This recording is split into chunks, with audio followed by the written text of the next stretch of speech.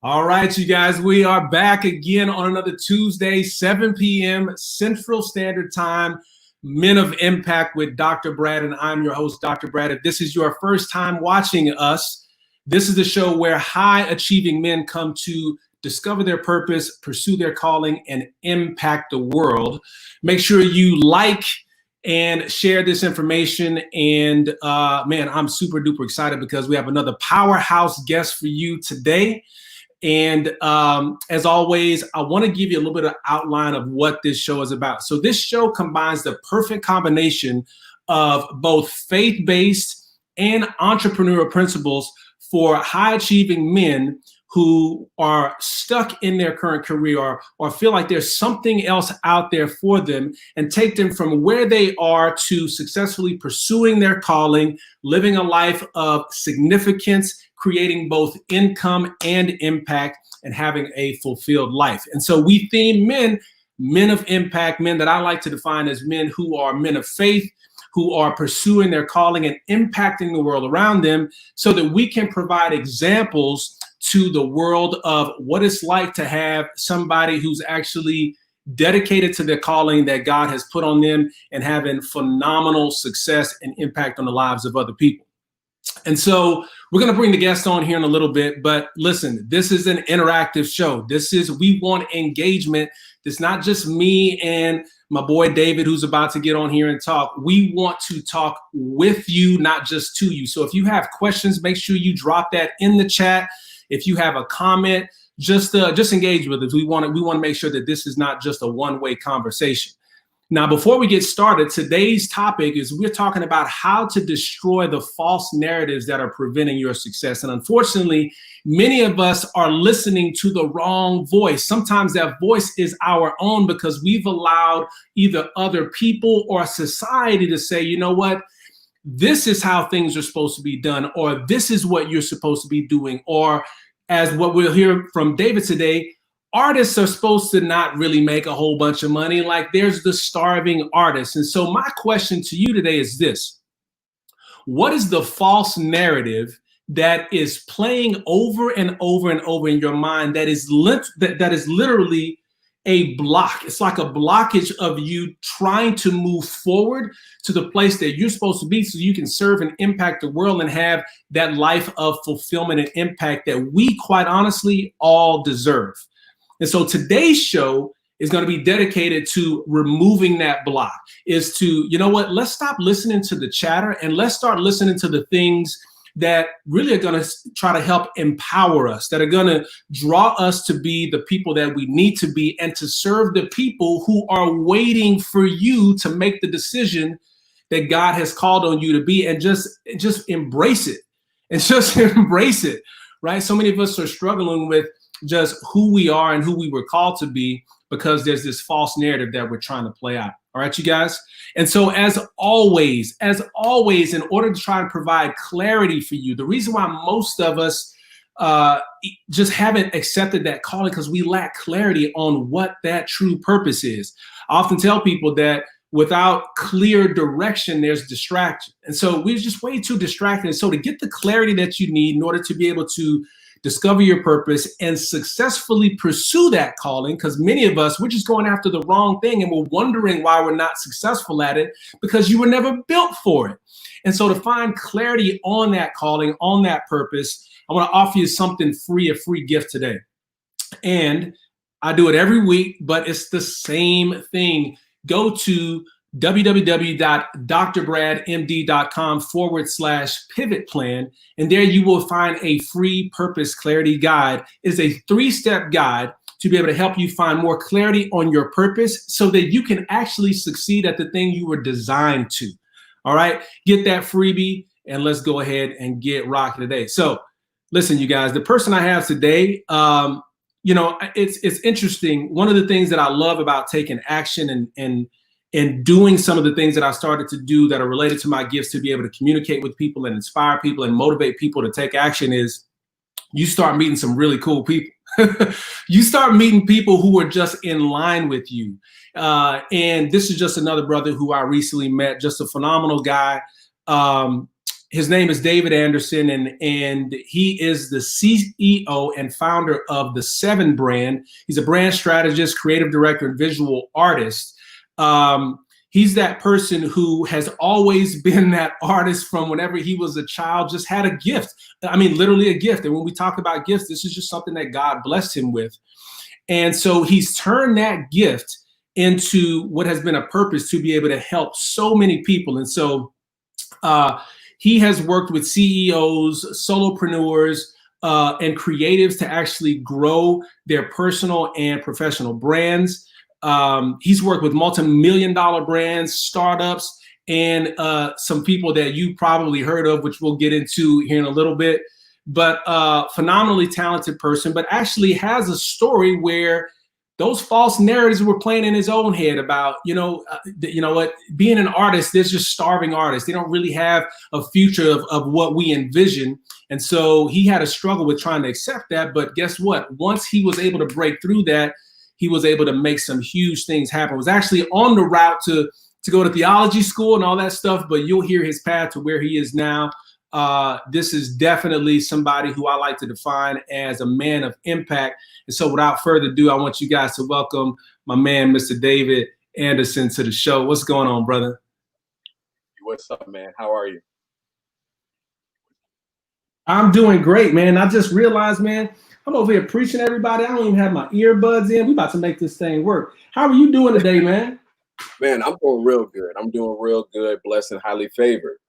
Happy to be here. Thank you for having me on your show. I'm a real big fan of this. I'm a real big fan of what you have going on here. Good deal. Well, man, let's jump right into it. Let me put my headphones in here so that we make sure that the folks can hear me good. And let's get this thing going. So David, can you hear me? Yes, sir. Yes, sir. Awesome. So look, I know how good you are at what you do, but I want you to tell everybody who's watching in your own words, what is it that you do, man? Okay, so what I do is I am a brand strategist. I'm also a creative director, but first and foremost, I'm an artist. I'm a creative, right? I've been doing graphic design since I was 18, 17 years old. A very interesting story got me into graphic design, but I quickly fell in love with it. I fell in love with helping people with creativity, with making something look beautiful. And so what I do is I basically help people take their brands from basic branding to exceptional branding. We're going to get into this later. I'm going to say this question right now so we can talk about it, because I want to know what some of the biggest mistakes that you see in what I think people are calling branding. But you help people really deliver their message in the way your creative, unique style is, right? Yes, sir, absolutely. Yeah, and one thing I love about branding, and how I got into it, how I got into graphic design to begin with, is I was playing around on the computer one day, living with my brother, my oldest brother, Jeremy Anderson, who's a motivational speaker. I was living with him in high school, and at the time he was a party promoter. He promoted a lot of events, had an entertainment company. And so I had a small little laptop, and I took one of their flyers and I actually duplicated the flyer. And they saw what I did. They were like, "Oh man, you're good at this. You're just as good as the graphic designers. Let's start having you do some stuff." Started doing, small flyers for different events around the city and stuff like that, and quickly fell in love with it. I fell in love with the process of branding, the process of doing things. So the creative approach that I take to branding is looking at everybody, every entity, every company, every solopreneur, as a entity in and of itself, a living and breathing person, right? Even if it's a company, it has to be something that's unique. I love to get to know them on a personal level, so we can work from there and create something beautiful just for them, like a fingerprint. Well, it's kind of like you have to get to know them, man. That way you can, because their gift is not delivering the message in a creative way. I'm not a creative, bro. Yeah. Like I'm just not a creative. Mm-hmm. But here's what's crazy. I'm a visionary, but so I can see what the end looks like. but Okay. how to creatively put that on into a brand or into a picture or into a graphic. I wouldn't know how to do that at all. But I know one of the things that's important is for you as a brand strategist is to get into my mind. It's to get to know me well enough to know that this picture is saying everything it needs to say without it coming out of my mouth. Yeah. Right. Yeah. Absolutely. Yeah. And you know, the biggest misconception about branding is identity. And what is identity? Identity is your logo. Identity is your website, your Instagram page. And a lot of people think that that is branding, right? So when I have a client come to me and they ask me about, you know, their brand, they usually bring their identity to me. And they say, hey, what do you think about this logo? Hey, what do you think about my website? What do you think about my social media presence? And I quickly have to divert their attention from thinking that branding is an image. Branding is an experience. Branding is who you are. Your company is. And one of the things that we get mixed up a lot is we think that as soon as we have a nice logo, as soon as we have good letterheads or a beautiful business card, that it's done with. No, branding is what time are you getting up in the morning? Branding is how consistent. Hold up. I'd already told David I'm gonna interrupt him. I'm gonna interrupt him if he start preaching up in it like this. Yeah. Bro, you said branding is what time you get up in the morning. Bro, that's Branding. you're talking about life. Yep. You're talking about life. You're talking about how you live life, how you see life, how you live it. Woo, man, I never heard that before. See, just think about it this way. If everybody has had experience with McDonald's, right? McDonald's has fed us one way or the other, if it was in college or before, we had a Happy Meal. But if you think about it, if Ronald McDonald, if the creator of McDonald's was not getting up on time, if he wasn't showing up to his meetings, if he was late all the time and he couldn't keep his words, then his brand would have suffered. And the McDonald's that we know now would not be every 5 miles in every city, right? Because the person that is leading out the brand has to understand that it starts with them. It starts within. A brand never starts on the outside. Okay, so let me ask this question, and then I want to get to your story. See, we hitting them with the value already. D, we already hitting them with the value. So with that said, let me ask you: if somebody lacks a certain level of integrity and honesty, and you kind of tease that out have you ever had to say, you know what, this probably is not going to work? Because what you're telling me is almost the quality of their character will also reflect in their branding, and you want to be successful too. I mean, you want to put you want to be able to say, I branded so and so. We'll talk about some of the people that you branded already, but you want to be able to say, hey man, for example, if McDonald's is trash and they say, well, David branded us, now your name is on that. So how selective are you with picking your clients, man? I mean, like how does that work with you now? So, early on, you would get, at the beginning of my career, I would get a lot of different clients, people who had their business plans already typed out, people who already had a structure, their LLCs or whatever, their business, their nonprofits already formatted out. And then you would get your people who just had ideas, right? Oh, I have an idea of this big company and everything. And every great thing starts out with an idea. However, it's action that is applied to that idea which creates something, right? So for instance, you can say that you want a child, but if you don't do the necessary things to have a child, you'll never get a child, right? And I look at business that way. The consistency of a business, a compound interest, doing something every day will keep your business alive, right? So you have to look at your business like a child, like a child. Are you not going to feed your children every day? Are you going to, even people who are starting things out on their own or even in corporate, right? You have things you have to attend to every day, right? You have things you have to do every day for your job. So when people are starting out, careers as either speakers or they're trying to pursue a career, go to med school or something like that, if you're not going to come to play every day, you will get beat.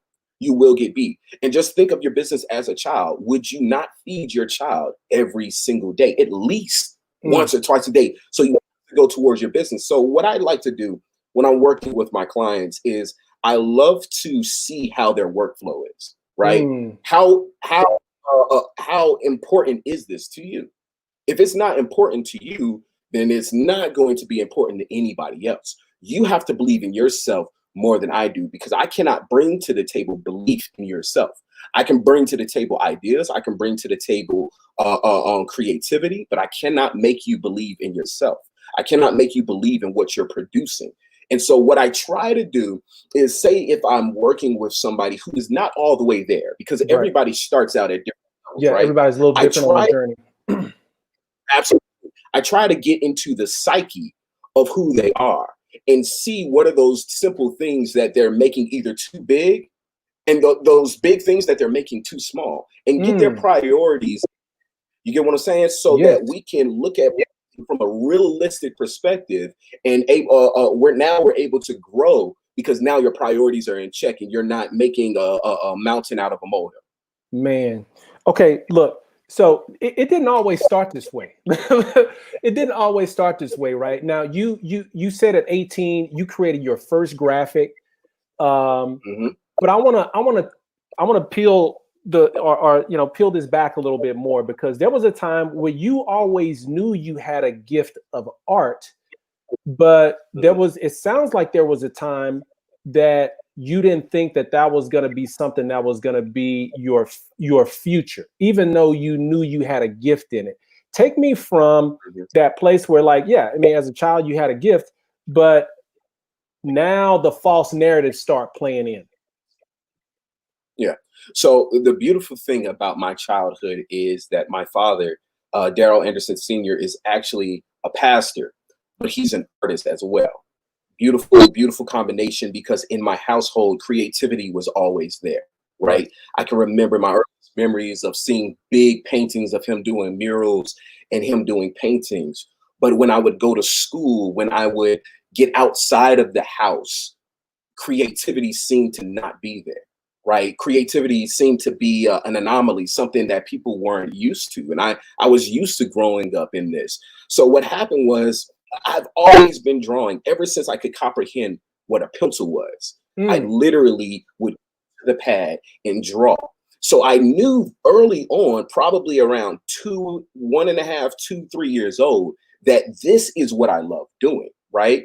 But as soon as you get into, your traditional education systems and your people who haven't been introduced to life in that capacity, what happens is they start to project onto you what their beliefs are. Okay. So I quickly saw that when I would draw a picture in class, it could be elementary school, it could be middle school or something like that, I would get a different praise from people who understood what it was versus people who didn't understand what it was. And that talks about the environment you're coming up in, right? Because that environment is very important. That environment is extremely vital to nourish somebody, to help somebody cultivate who they are. And so throughout school, you would hear artists don't make money. You need to go a career. So at what age do you remember the resistance or the it's just, I'm doing this, I love this, but somebody's saying, you know what, D, I don't think that's what you need to do. By people who hold authority and some level of some level of authority in your life. When did you first remember that happening? I first remember it happening, as early as elementary school with my teachers. And I know that they meant well, right? Yes. I know they meant the best, because all they wanted was to pour into you and to make sure that you were led down the right path. And so after I actually taught art. We'll get into that later, but that showed me the pressure that is put on teachers, to push certain types of careers onto people, which is absolutely fine, because I believe that, we need more doctors and we need more lawyers and we need more people within that. However, we do need a holistic view on what we're teaching kids, because some kids are just creative. So I remember early on, as early as 3rd grade, 2nd grade, being told, you know what, not that I wasn't good, because my teachers always knew that I was, an exceptionally well artist. It was the fact that they did not know how I could monetize that, right? They never saw that. And so I remember growing up in high school, you're starting to get ready to go to college. Okay, guys, take the career test. Let's do it. Take the career test. That's hilarious, because I remember the career test. Right. So the crazy thing about my career test is everything came back with an 80% or higher success rate. Everything for me. Wow. Like, I could have went into medicine. I could have went into all of these different fields, and they said, you know what, you'll succeed. And I was like, that doesn't help me. Right. This doesn't help me. And so, like, I had to immediately start to look back and start to be like, what do I do the best? What am I here for? What was I created for? And then I would go draw something, but then I would hear somebody say, you know what, that's not going to make any money. Artists only make money after they're dead. If you go into this career, you'll make money. Bro, do you know how powerful that is for somebody to tell you, as you're trying to make a decision, artists only become famous and make money after they're dead? Dude, and to hear people say this, that's crazy. Yeah. But it's normal. It's so normal for people to hear this, creatives. You would be surprised if you talk to an actor or a film director or somebody who has some type of creative career. They have been discouraged out of it one way or the other. And I just believe that is truly out of, it can either be out of somebody really despising creative careers or despising that. But I don't think that's the hope, like the narrative, or most people do that. I think most people just don't know. Yeah. I think 95% of people just do not have a knowledge on how you can, take your talents, take what you do best, and actually pursue that as a full career. Bro, how did you get past it? Did you start going down a different career, and then finally, like, what was what was that like? I mean, like, so you're at that crossroads, you're trying to figure it out. Did you choose art? What'd you do? So in college, I started out as a commercial art major. It taught you, the basics of a creative career, but not much. And the college I went to the focus wasn't on, their arts departments. It was really on the biology department. And so what I did was I became a business major for one day. I became a business major of my sophomore year. And I added on another major, business management. And I went in there and I was listening to those classes, and, I got something from it, but it was just one day. And I was like, this isn't me. And I'm glad I quickly knew that. I'm glad I quickly identified that, because it pivoted me over into being a theology major, becoming a theology major, and pursuing this career in pastoral leadership. My grandfather was a pastor. One of my great grandfathers was a pastor. My father's a pastor. And I looked at that and I'm like, you know what? I can follow in their footsteps. I can be who they are. I can become a pastor because I've grown up in a pastor's household. I was about to say, this was the easy fallback to you. To me, this was the, like, you know what? There's no way I could lose here. This is the safe play. Sounds good. Sounds great. My dad did it. Major, that's how I felt. I felt like, you know what, the people who already are within the church conferences and everything, they already know who I am as a pastor's kid and stuff like that. So it's not going to be too hard for me to get in. And I immediately started to see that, I was cut from a different cloth than the average theology student. Yep. And it took me, of course, being done with the theology program, to then sit down and really ask God, what do you want me to do? So what happened was, my senior year, I got a teaching job to teach art to middle school and elementary students. Oh my goodness. I didn't know what I was in for, but it was one of the most amazing experiences that I ever had in my life, because I found out that I had a passion for helping people find their creativity. I would see how my pre-K students would have so much more creativity than my 8th grade students. And I would start to wonder, why is this? And then I immediately went back to my history in school, when I was put into special ed, when I was not allowed to go out to recess because I was too busy drawing in my notepad and, thinking of cartoons and thinking of images and little things that I could draw and everything like that. Not knowing that I actually grew up with dyslexia and I had a learning disability, but the schools weren't tailored to identify this in a young creative. So I immediately in my senior year started to fall in love with this, and I would preach. And I got an idea one day. I was like, you know what? I'm going to add painting to my preaching. Woo! Stop, D. Stop.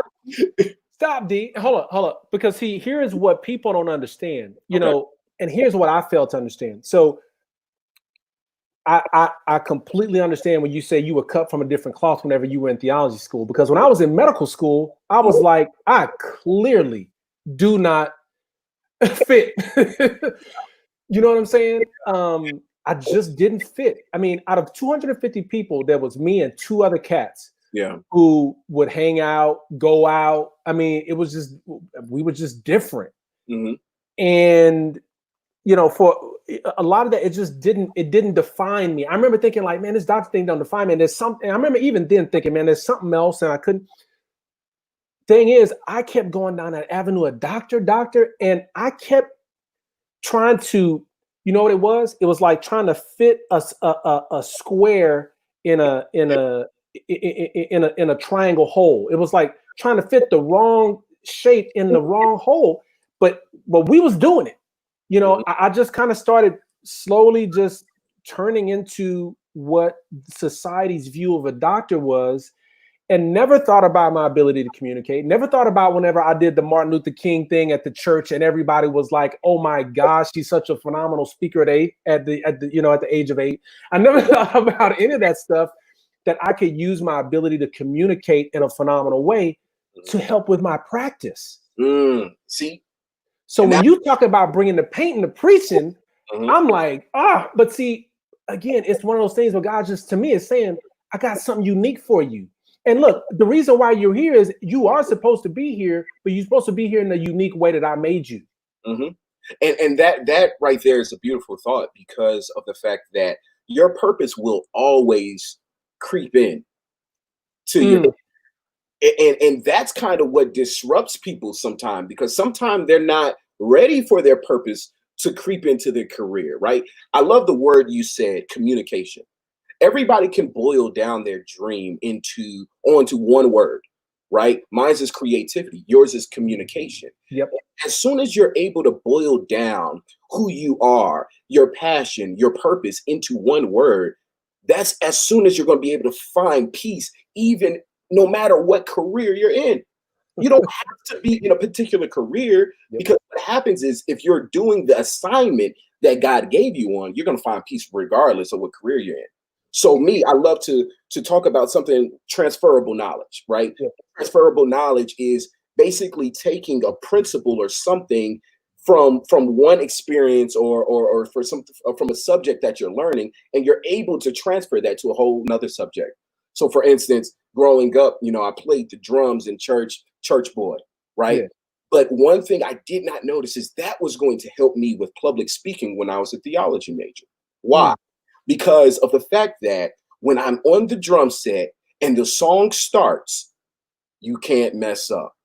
You're here behind the drum set. You have to follow orders. You have to follow suit. You're with everybody on the band. You're moving together, teamwork. These are different things that I was able to transfer into theology. So theology, I never look at my years as a theology major as a waste of time. Because of course I was supposed to be there, right? Bro, this is so good stuff, because what I teach people, what I go through with clients is so many people are searching for this career, and I'm like, all the tools that you have to practice your career, I mean, practice your purpose is there. People are in search for the purpose when you really have to practice the purpose. Right. You know, don't search for it because you got it. Yeah. Start practicing those things. So, for example, I remember at one point when I was just really frustrated trying to figure out, really, I just wasn't in line with who God had made me. And I was just like, man, like, why am I not fulfilled in my career? Mm-hmm. And I was like, man, did I make a mistake? Did I make $180,000 mistake and all this time, money, energy going this direction, right? Mind you, successful physician, David, like, yeah. trying to figure out what's wrong. Yeah. And, you know, I've come to the conclusion now to understand that as a coach, to help people get clarity on their own purpose, God been setting me up the whole time. Do you know what I do every day, all day in clinic? I ask questions. Yeah. Communicate. To get clarity on what their problem is. Mm-hmm. Oftentimes, people come in complaining of, you know what, doc, I got hand pain. They don't realize it's coming from up here. But I got to be able to get enough clarity to realize, okay, pain's coming from here. And now it's the same thing I do with what is my passion and purpose is. I've honed those skills to be able to get clarity with, you know, with patients. Then I do the same thing with clients now. Mm-hmm. All that stuff was not, like you said, transferable information, transferable education. Like to be able to take that and say, look, no. This wasn't that I was missing something. I was being molded the whole time so that the gift that I had could just be exponentially better now. Yeah. You never take the process for granted. Never. Right? Wherever you are right now in your current circumstance, whatever it may be, you might be at a job, you might be in a career. God is trying to teach you something. And it's our duty to listen to that, take that nugget that he gives us and bring it on our journey. One of my favorite books, The Alchemist. Come on now. That book right there, in the beginning, the boy is given some gemstones and he takes those gems with him throughout the whole story.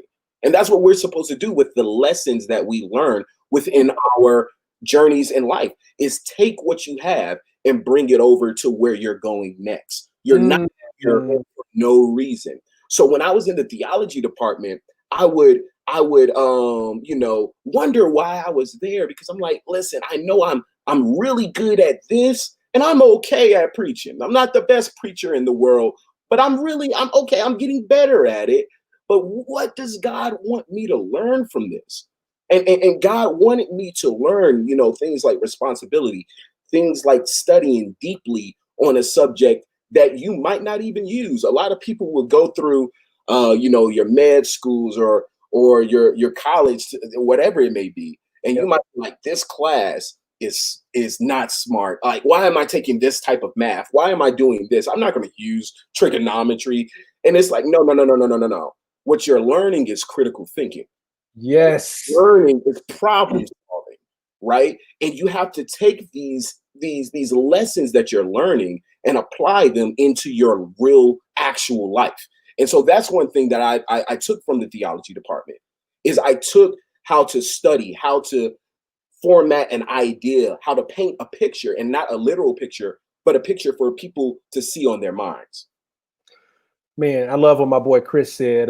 Chris is a financial expert.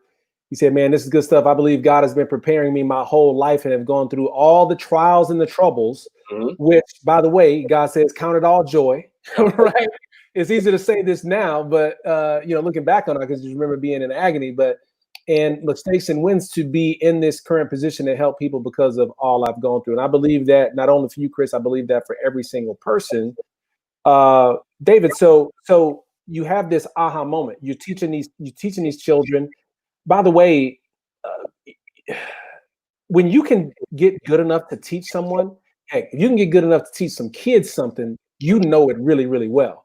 So not only probably are you starting to realize, man, this is something I really want to do, but like just the gift of being able to bless these kids with with what you know is probably good. What happens now? I mean, is this the light that turns things on? Yeah, and it wasn't you. Well, actually, there's a plot twist within my story, right? So I was teaching, and then my second year, it was for a private school. And the second year of me teaching art, the year's done. I was actually voted the best teacher at the school, the favorite teacher at the school, and everything. It was such a beautiful thing. Life was going amazing. Didn't want for anything. I was starting to had a little studio where I would paint in and everything like that. And I received a text message one day, and it's from my principal. Something happened at the school where the budget was basically cut in half, and I was let go. Boom. Right? Depression, anger, all of these different things started to come within my heart because now I'm done with college. All of my friends have great careers. My colleagues, the people in my classes are going on either being pastors, or they're going out to med school, or they're going overseas to go travel for their careers. Now it's a lot of different things that are happening, and now I'm here jobless. So I go through a deep period of depression and a deep period of just hating myself, like not knowing why I'm feeling like this, but now I'm feeling stuck. And so what happened was I immediately had to go back to those days and those times where I was on the basketball team and I wanted to quit, but I couldn't. I had to go back to those times where, my father would wake us up at 6 o'clock in the morning to go help with the dogs in the backyard and to go clean up, even though it's a summer day. I had to go back to those lessons that I learned growing up. And then I had to notice, what do I do best? What do I do best? Because, let me ask you. Yeah. I bet those false narratives started playing again too. Listen, the false narratives weren't only playing, like they were just so large that it became my reality. I started to believe it, but there was something so small inside of me that kept me grounded, and that was the principle, right? So one of my favorite quotes is by this artist, and she says, "True love is a high and holy principle, altogether different from that love which is awakened by impulse and which dies when severely tested." I'm gonna repeat that. True love is a high and holy principle, altogether different from that love which is awakened by impulse and which dies when severely tested. I started to see that my love for creativity and art didn't go nowhere. Now, my vision for my career was totally wiped out. Yes. I don't have a constant source of income. I don't have, things that I'm doing now. Like I don't have a job that I can tell my friends that I have or anything like that. But all of those days as a child, all of those instances where I did something creative, those hours that I put in, that 10,000 hours that I put in at a young age, say, but what about us? What about invested so much time into us? You're not going to allow us to die. Les Brown says the story of when you're by your deathbed and your dreams are all beside you, and they're going to say, I did not want my dream to look at me on my bed and say you didn't try. I didn't. And so shortly after, the depression, I started to look at it as God cleared up my life by letting me go from this so I can pursue what he has truly put me on this earth for. And it's hard to come to that conclusion, D. Like it's and once you can start to see the optimism of the things that are happening and that they all really do truly happen for a reason.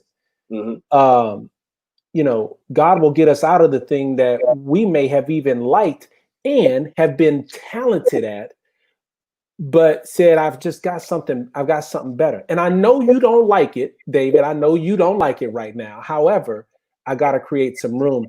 You talk about that love. I can remember, man, when we were young, we had that old school stove. My mom would be like, go check the pilot light. Yeah. Everything else can, like the top of the oven can turn off. But guess what always stayed on? That pilot light. Mm-hmm. To me, you talking about that pilot light, that thing that he said, you know what? You can always go back to that. That love is, you know what? The lights on top of the stove gonna go off. But what's the pilot light? That's just deep down inside. So a lot of people also have, a misconception on what passion is. As a theology major, I had to take Greek and Hebrew, one of the most hardest subjects you can ever, study for. But that word that passion means in the Bible, and what passion really means is struggle, suffering, right? People think that passion is with a lot of dandelions in a field and I'm running with wind blowing through my hair and everything like that, and I'm just happy. Right. No. The movie Mel Gibson made was Passion of the Christ for a reason. There was a lot of happiness in that movie. I don't think there was a lot of joy and smiling and joking in that movie. And the same thing that you would you can attribute to you being in med school. I bet there were a lot of nights that you were like, I can do something else, right? Yes, bro. Yes. There's a lot of nights where you said, I want to go to sleep right now, but I have to suffer through this in order to get a result. And so a lot of people look at passion, and as soon as hard time comes, they're like, okay, I give up. And that's not the definition of passion. Passion means struggle. It means suffering. What are you willing to suffer for? Right? And so for me, I saw the fear of being on my deathbed and my dreams being mad at me. And I said, you know what? I am willing to suffer so that moment will never happen. Oh, man, dude. You just gave me chills, man, because I never looked at passion that way. I've always thought about something that, like I've always seen that as this deep thing, like almost like a deep love. But the true thing is that anything that you love, sometimes some things that you love the most will hurt you. But if you truly love it, you will still continue to love despite the pain that it caused you. Because love is a high and holy principle, and it's not a feeling. See, we have to get away from feelings. We have to get away from, one day I'm going to feel up and I'm going to feel energized. And then the next day I'm going to feel down.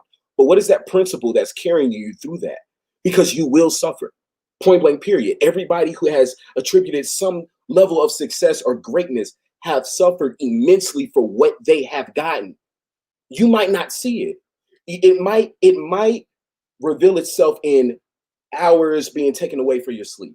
It might reveal itself with you having to cut off some of your friends. It might reveal itself with you having to move away from everybody you know. It might reveal itself in a plethora of ways. However, you have to suffer through that. And you have to know that the goal that you set, the goal that God has for you is way bigger than the suffering you're doing right now. That's why Christ could take those 9 lashes on his back. That's why, Malcolm X could be thrown into jail multiple times. This is why Gandhi could be talked about and Mother Teresa could be hated. It's because they were like, you know what? I have a purpose in life. And you know that suffering that I'm going to go through, that little bit of pain that I'm going to go through is not even worth, taking that goal away. And that's why, finding out what truly passion is. And it totally, takes away the false narrative of you're going to get to your goal with everything looking at like how you planned it to be. That's what life will throw some wrenches, some plot twists in it, and you don't know what's going to happen. However, if you have a principle, a foundation that you abide by, no matter what, what's going to happen is your results will look at like how you want them to look or better. Bro, look, I'm done. We about to shut it down because look, I got what I wanted. I got what I needed, man. Dude, because to me, passion is, I love just being inquisitive and asking questions. And the question is like, What are you willing to suffer for? What are you willing to pursue despite the suffering that you'll have to go after it? Right. And that's the passion. Because there's some stuff, bro, I ain't willing to go through. Right.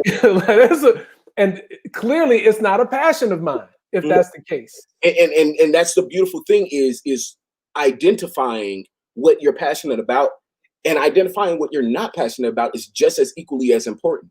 That's right. Because some people will have, something that is trendy that they're into, a hobby, right?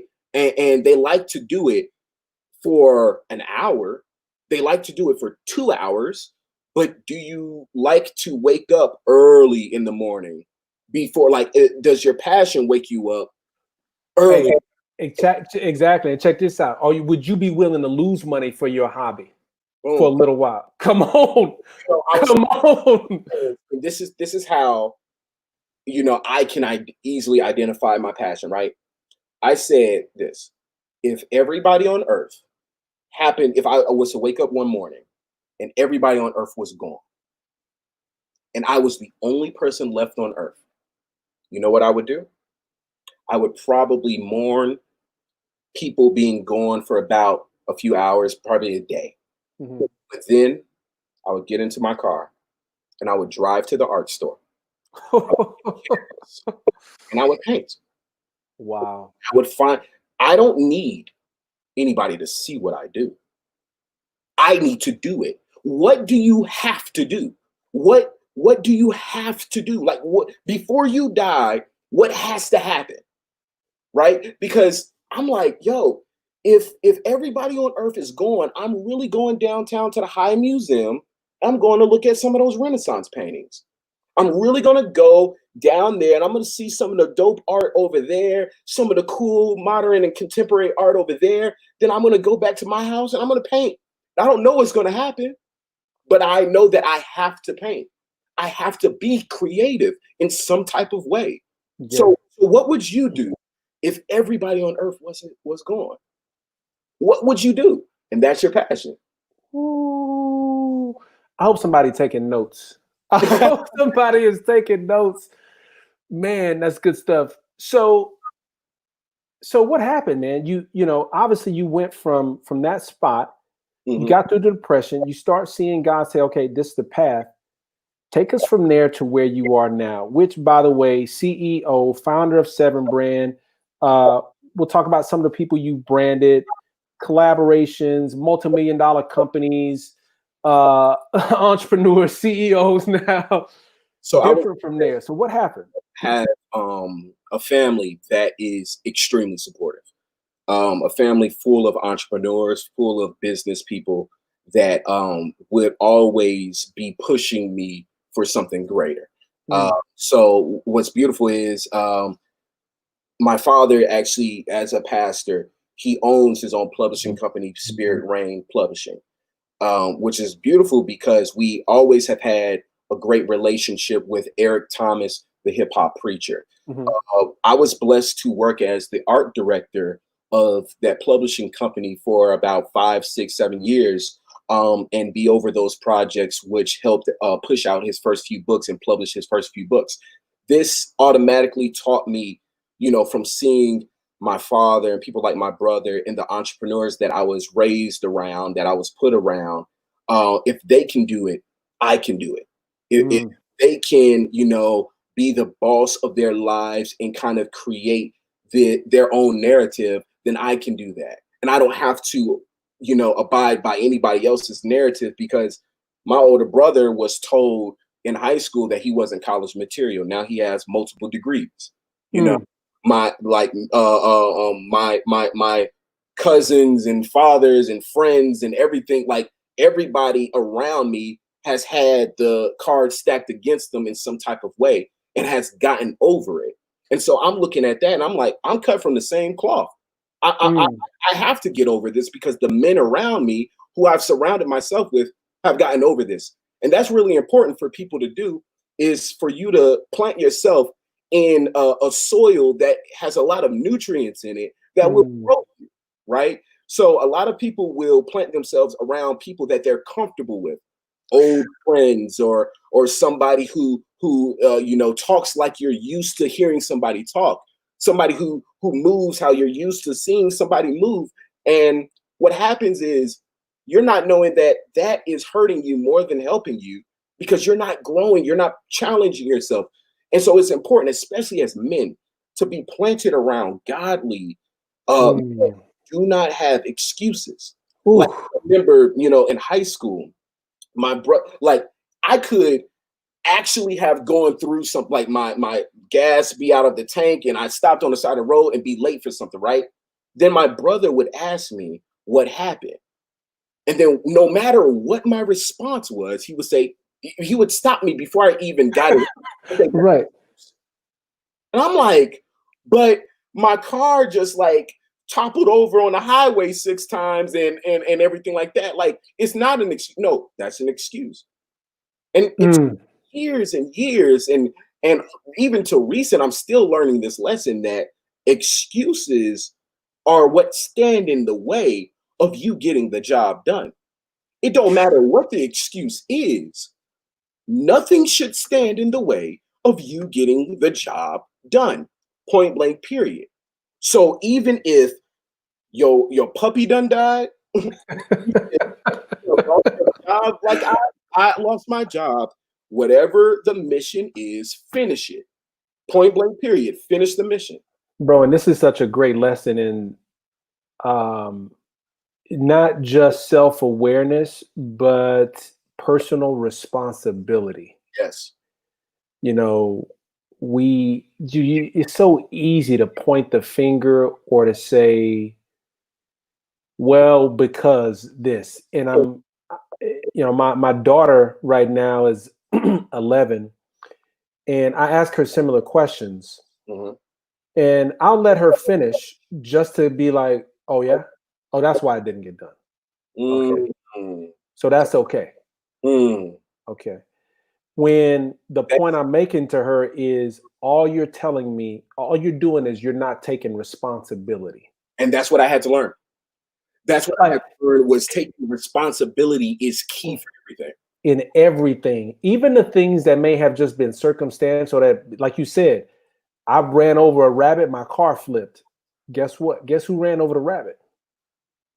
And watch this. There's probably a reason why you ran over the rabbit, because you were in a rush, because you were late to begin with. Exactly.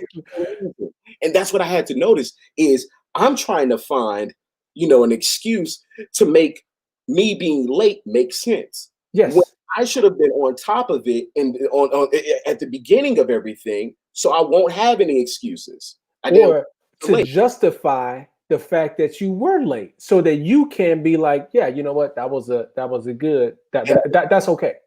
And this is the brilliant thing about him. As soon as he knew that he would take one excuse, that's when I would say, that works. So you don't want to take any excuses from the people that you work with, from the people that you do business with, even from the people that you're around, your friends, your loved ones.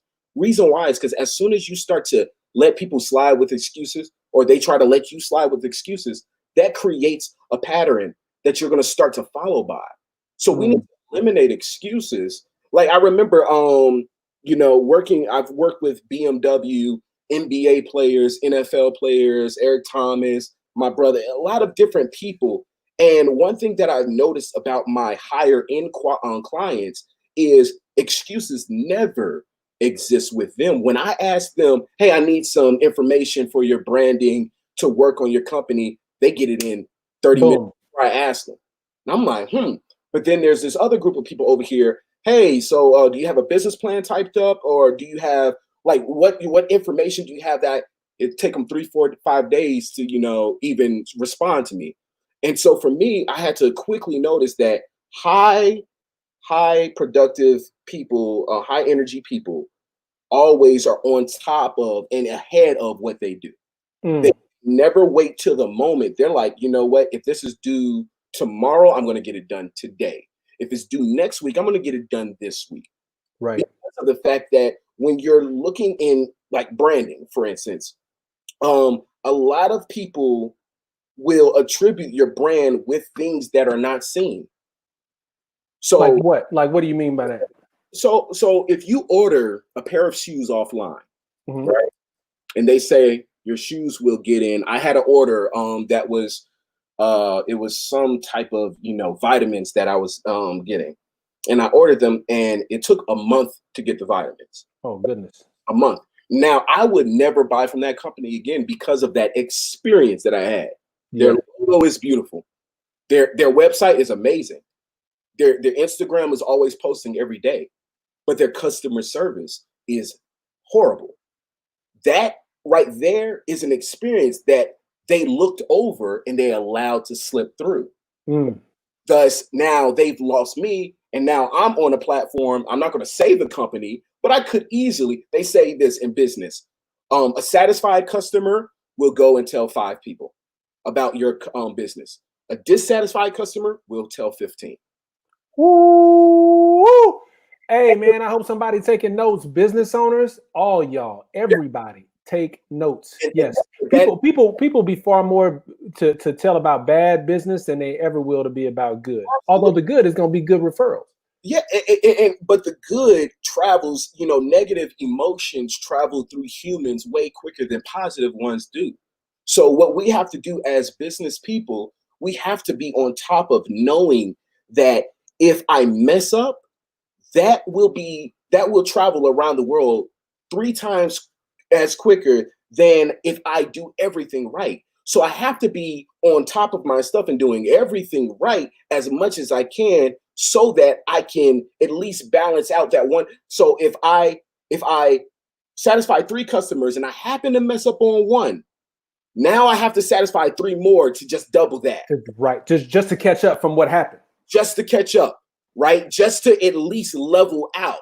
Right. And the mindset we need to have as entrepreneurs, as godly men, and as people, we need to have the mindset of always doing above, exceedingly, and abundantly above all things. We have to be able to put forth the best effort in order to make sure that people are taking our brands and who we are, and they're noticing that we are actually good people. We're not misrepresenting ourselves or misrepresenting God. Man, everything you're talking about, I think is a reason why I connected with you, because I could just tell. I don't know. It was just something I felt like I could tell there was an energy. I've told you the story, but basically, I saw your brother, I think, on a on a Facebook ad. Yeah. And I was thinking, I look eerily similar to this brother. What are you talking about? Bald head, light skinned brother. I said, hold up. Yeah.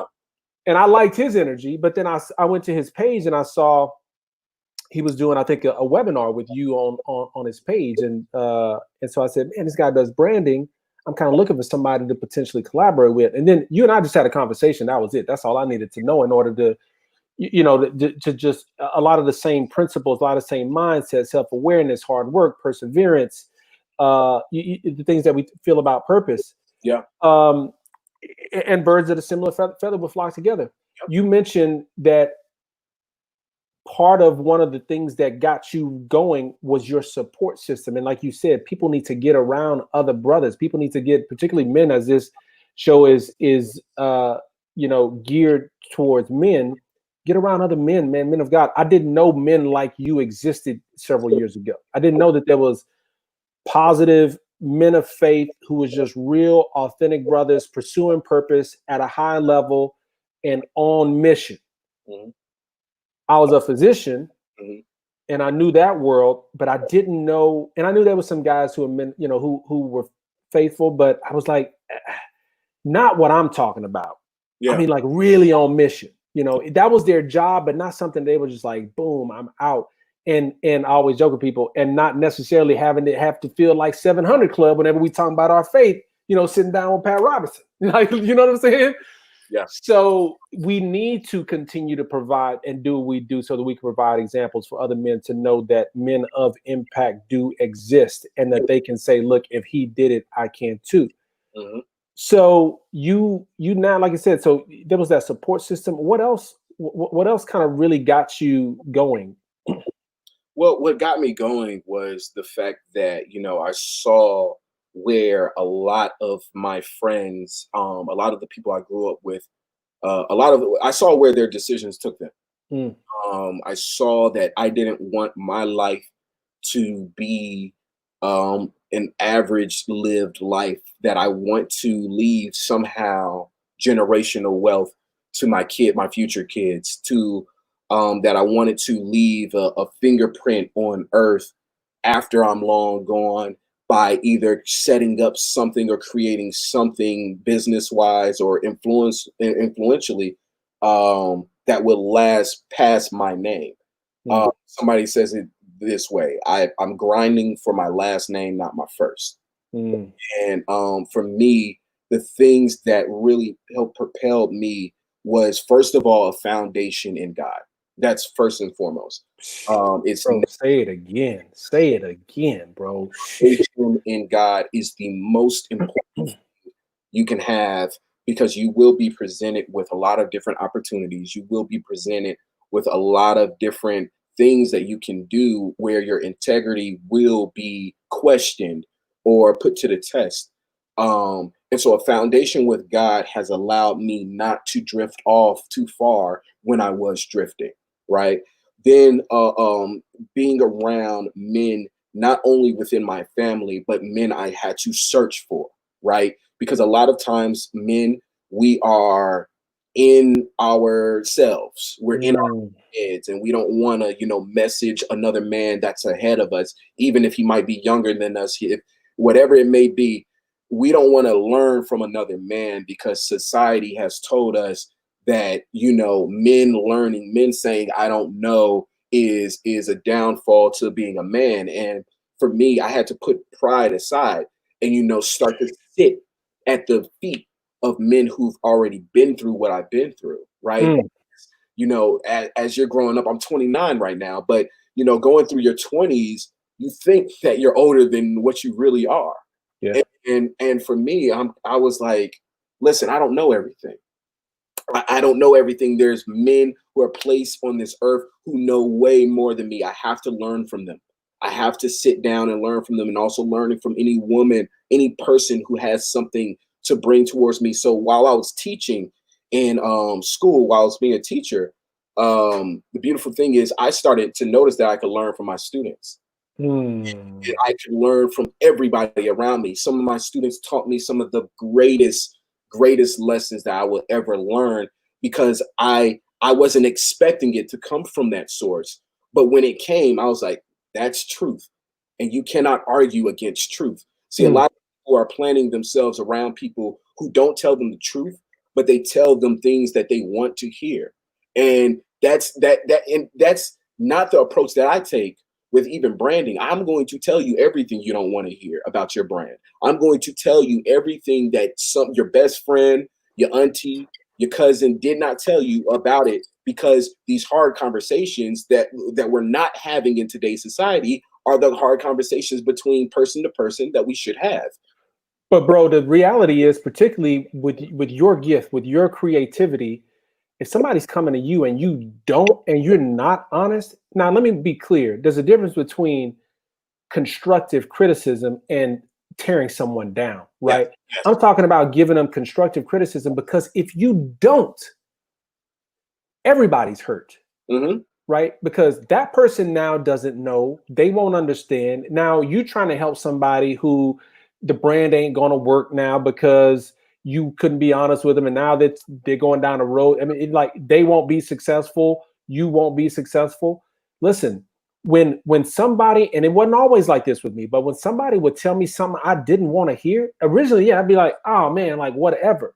But you got to start taking a step back a second and say, okay, listen, I understand I did not like what they said, Mm-hmm. but is there any truth in what they said?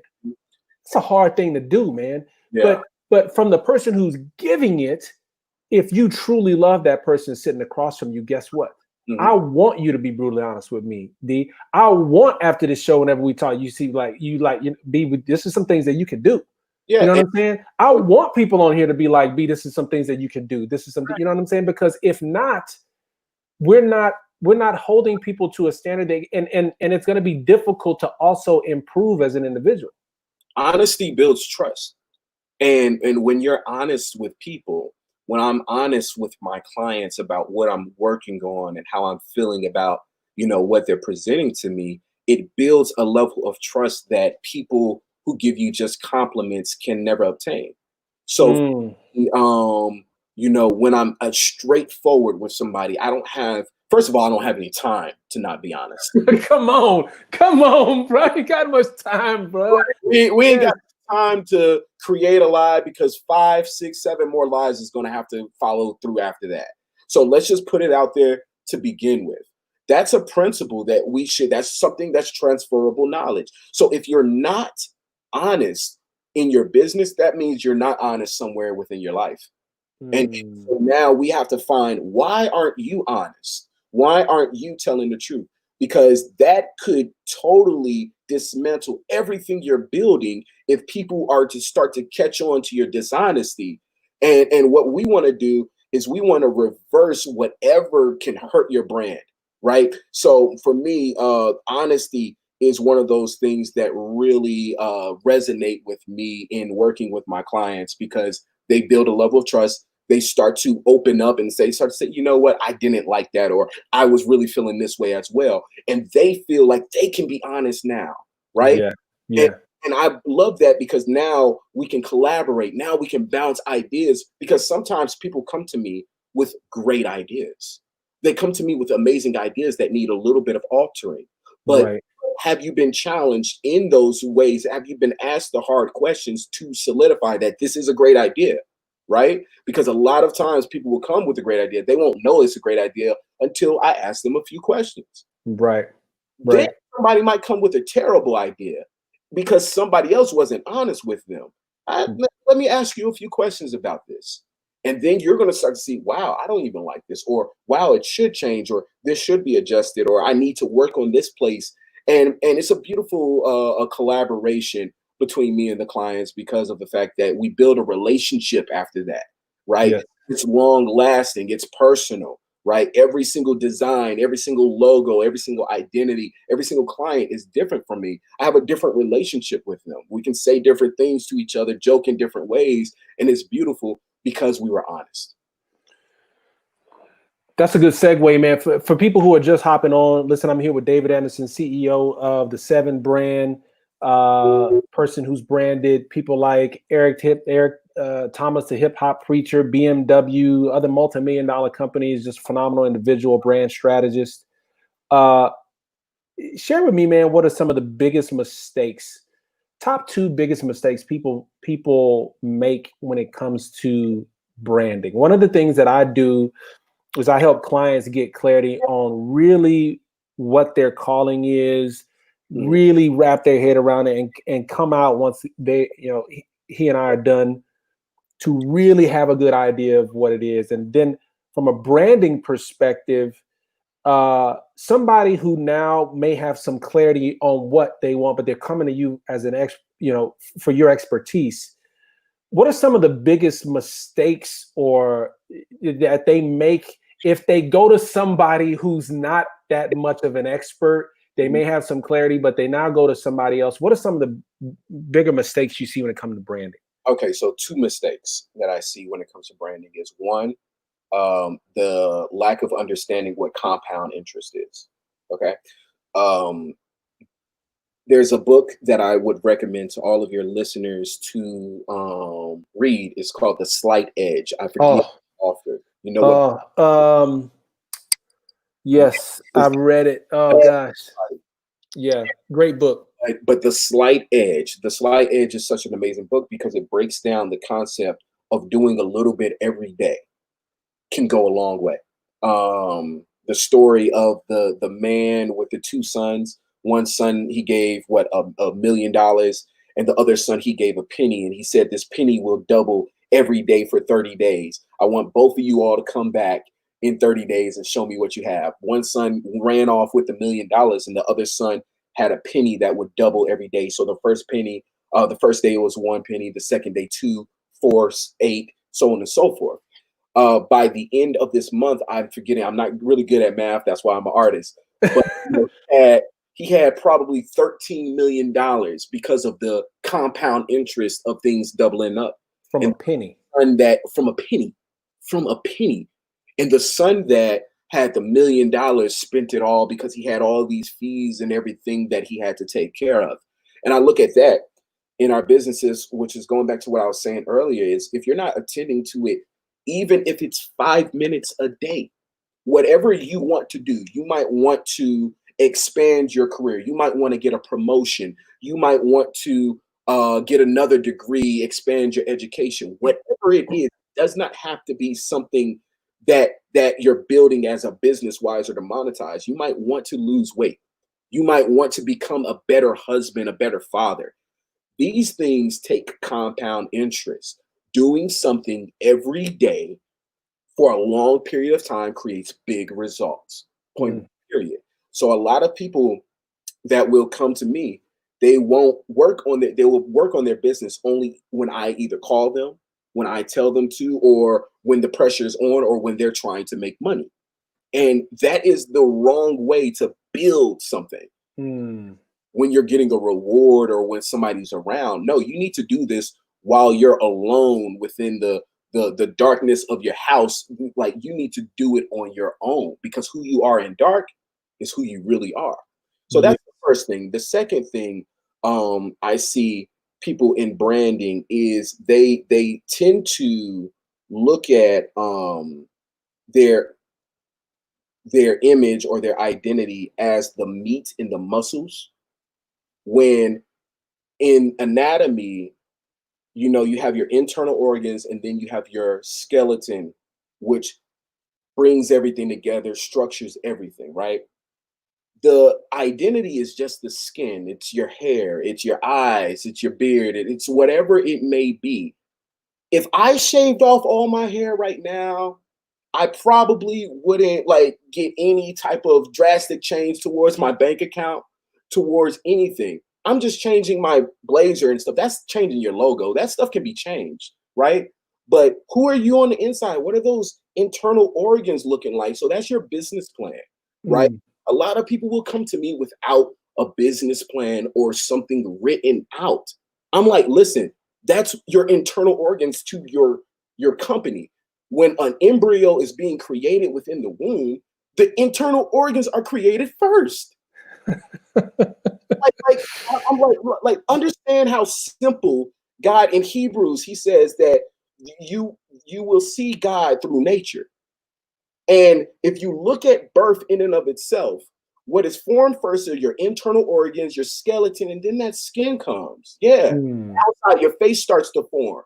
So if you're going to create a business, why are you not writing down stuff and taking care of your internal organs first? And then we can get that image on there. Then we can get that other stuff put on there to make you look pretty and stuff like that. You cannot exist without a heart or a brain, but you can exist without a nice clothes or It's like an external expression of you. Your brand is simply an external expression of who you truly are internally. But I think people are trying to work from the outside in instead of from the inside out. And that's the worst thing to do. Is somebody comes up. Have you ever been involved with a business or went to a restaurant that looks beautiful? And then you're like, okay, the Yelp says this is a 5-star restaurant, babe. Let's go there, get some food and everything like that. And then you go there and the food's terrible. Oh, man. Has a bad attitude. You know, food's late and stuff like that. And then they get your bill wrong. Oh my goodness. Now you're like, I never want to come to this again because you wasted my time because I thought you were a great company. That's like putting cologne on after going playing basketball, bro. That's just trying to just cover it up, bro. That's just trying to cover up the mess. You're just trying to cover up the mess. Basketball team back in high school, and listen, that is not the move. No cologne after. Bro, you gotta get right. Hours. You gotta get right. Well, man, as we bring this to a close, I ask this. First of all, I want to thank you for being on, but I ask this to every single person that comes on the show. There's a guy out here who may have some false narratives that's playing in the back of their mind, right? Maybe in the forefront of their mind, but these false narratives are going on. They feel like there's something else that's calling them. They may even be successful in what they do, but they're stuck. Yeah. And they feel like there's something else out there for them what would you tell that person, one thing, to be able to get in action and go in the right direction to start going down that purpose? Okay. So first thing, two things is I want you to identify who God made you to be. The easiest way for you to identify that is to go back to your origins, right? To go back to where things were more stable, where you were more natural as a person. It can be childhood, it can be whatever part of your life it might be for you to go back to. But you have to go back in some type of way. You have to go back and find out, what was I created for, right? The majority of people can find that within their childhood, because as a child, you are naturally who you are without any type of programming or any type of influence. But if you weren't blessed to be able to find your passion out when you were a child, it shows up in your life many different places. You have to now identify that moment that identifies you, right? That moment where you felt the most you. That is an unselfish moment. It's a selfless moment. It's a moment where you feel so like you feel so powerful and so you, but at the same time you feel empty because you've given yourself away. So that is what's first and foremost most important, is learning your identity. Learn who you are, right? So some people, they cook extremely well, and when they make a big meal, they feel the highest they've ever felt. They feel like I have created I have worked or acted in my purpose. Yes. Whatever it may be, after you're dealing with a patient at the hospital, after you've dealt with a law case or something like that, if you feel your highest, your prime, that is who you're supposed to be. Then this is the most important thing. Give yourself permission. You have to give yourself permission. A lot of the times, most of the time, 99% of the time, people do not give themselves permission to pursue their dream, because they might have been sold a false narrative like I was, and I didn't want to give myself permission to pursue it. They might have been discouraged out of it through bad experiences in the workplace or outside of the workplace. Whatever it is, you have to get to a place now where you're saying, I give myself permission to be who God created me to be. Because you have to give yourself that permission, right? Because so many times we're putting our opinions and our thoughts on other people, but when have we ever actually put our opinions on our own selves? When have we actually put our own thoughts towards our own self and saying, you know what, you're amazing. You know, you can do it. We be so busy, telling other people what they can do, that we don't look in the mirror and we don't say, you know what, I give you permission today to be great. I give you permission today to follow your dreams and to pursue and make other people's lives better. And it's like what we said before we hopped on here.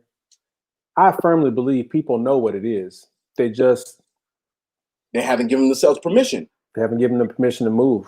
Because a lot of the time, I remember, my creativity comes so easy. It's like a fish in the water.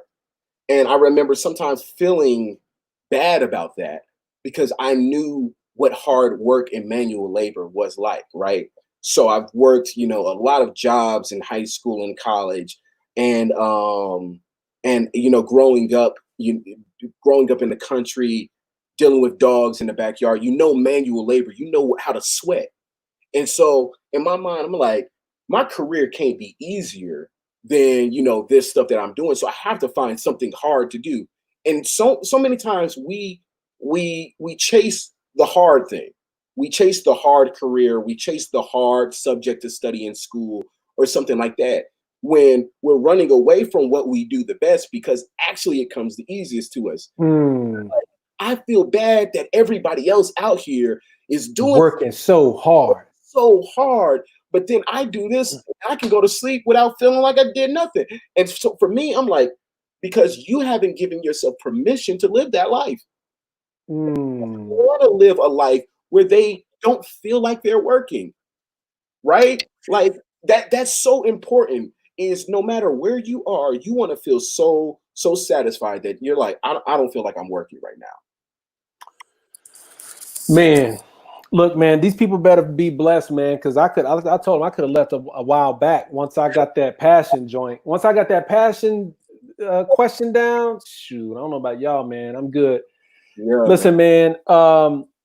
David, thank you for being on. I want people to know where they can find you. You're great at what you do. You're an extremely inspirational, motivational person, but your gift in what you do, I love. And the fact that you can, share with people how to take that gift, give yourself permission to use it, and what you were designed to be successful for. You're an epitome of it. I want people to know where they can find you, man, so that they can follow you, they can seek you if they want to work with you. Yes, so you can find me on www.the7brand.com. The THE7, the number 7 brand. And also on Instagram as well, the7brand.com. That is my branding business. Go on the website, check out everything I've done, check out the work and stuff like that. We're also connected with other brands and just love to, connect with people. So I would love for all of your listeners, all of your watchers, your viewers to come over, follow me. I'll follow you all back. We can chop it up about some creativity. Man, it's been a pleasure, man. For me, it's just like I said before when I got started on the show today, being able to connect with people who are of like mind, people who are doing something. I love to see when other people are going after something because it gets me going. It's like, man, I gotta go. Like David's doing his thing, I need to do my thing. You know what I mean? Yeah. And so it's a healthy competition. You know what I'm saying? Even though we're not in the same space, like seeing you move makes me move. And so I hope that other people, as they're watching this, can get around people who are moving, so they become compelled to move. So, man, thank you for just being who you are, so that we can, learn and learn from your story, but also the expertise that you provided on here was phenomenal, man. So just thank you. Yeah, thank you for this opportunity, man. I love what you're doing. I love your influence and how you're connecting with us men, because we need way more platforms, way more men like you who are teaching us, bringing us together so we can learn how to become better and become stronger as a unit. Because with one person, we can't do nothing, but with many, we can do anything. Yeah, man, you're right. And I think a lot really, my sisters love my sisters. And, like James Brown said, man, we wouldn't be nothing without them.